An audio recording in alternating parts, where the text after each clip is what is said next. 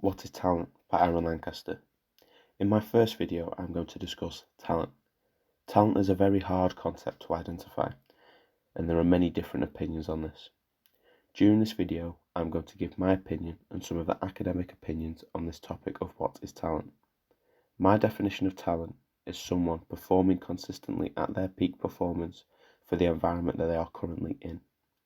I've had the pleasure of working with many different coaches in my time as a player and as a coach, but one of my most recent ones always referred to my toolbox. In this example, your tools would be your attributes, and they would stay in your toolbox until you needed them. My coach said that all my tools needed to be snap-on, as they were considered the best ones. Once I understood this example, I thought that it would be a great starting point on discussing talent. As to be talented, you need to improve your skills and attributes, in this example, your tools, and make them the best that you can, in this example, snap-on. Dictionary.com defines talent as an exceptional natural ability, especially in particular activity. However, definitions like this still don't give us an idea of how to identify talent or what talent is in a sporting context. Trankel and Cushion 2012 have an interesting thought when they state that it would seem, then, that the complex nature of talent derives, in part, from essentially relative quality. My interpretation of this is that you can only reach a certain potential from your relative quality. If this is the case, I disagree, because I believe anyone can develop through their current relative quality and become a better athlete. A model that I find very interesting and completely agree with is Garnier's model of giftedness and talent from Garnier 1999. Francois Garnier was born on the 6th of October 1940 from Montreal, Canada. He completed his BA degree in psychology in just 14 years instead of 17 and got his PhD in psychology in 1966. According to the same article by Wixsite, the model was first created in 1984 and adapted many times into the model we see today. The model shows all different factors that influence talent level.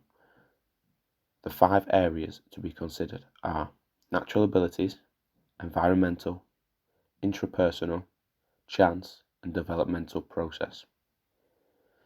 All these areas then influence the level of talent and create the end product of systematically developed skills. Natural abilities are natural skills you have got from normal everyday tasks. On this diagram, it consists of intellectual, creative, socio-affective, and sensory motor skills. Environmental consists of different factors that can help or hinder your chances of becoming talented, such as parents, physical location, culture, social life, or peers. This is a factor because somebody who lives in the middle of the countryside, it will be harder for them to travel to sports clubs and higher level facilities than somebody who lives in the city. Intrapersonal are your thoughts, feelings, and health factors, such as handicaps, needs, interests, values, effort, concentration, and self-awareness. In my area of football, a goalkeeper needs to have good psychological skills, as suggested by Toby 2019 in an article from topgoalkeeping.com. It states that psychologically, goalkeeping is by far the most demanding position on the football pitch. Chance is a factor that most do not consider when it comes to talent. Most coaches believe that if you are talented in your sport, then you'll be able to make it professionally. Although I think you need an element of luck to be professional, as you need the opportunities to be seen by scouts and professional coaches. Finally, developmental process is important to be highlighted as a factor for talent, because if an athlete has natural abilities and does not get the correct coaching, they will not be able to grow and develop. This is all down to the coach and how they create a positive learning environment to allow athletes to have a good developmental process. To conclude, I believe it is difficult to have a specific definition of what is talent, but there are many different factors that can help coaches and scouts deduce if they have a talented player.